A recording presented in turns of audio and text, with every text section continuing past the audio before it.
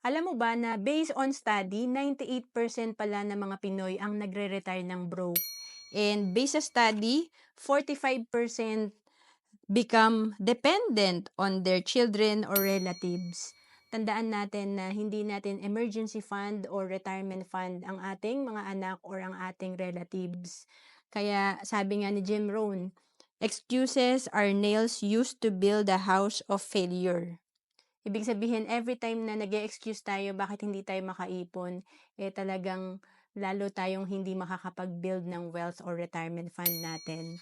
And sabi nga dito, kahit na nasa unan lang ang pera mo or walang kinikita ito, kung nagawa mo mag-ipon ng 5,000 per month after 20 years, meron kang 1.2 million.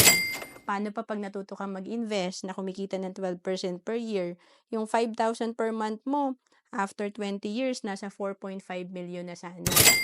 Meron na sana tayong retirement fund na hindi na tayo kailangang mag-rely sa government or sa ating company. And kung nagawa mo to ng 25 years, yung 5,000 per month mo, 1.5 million. And kung natuto ka mag-invest, 8.4 million. Mas malaki.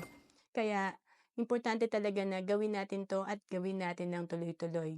To know more about savings and investment, message mo lang ako sa FB, Roan Celis Capistrano.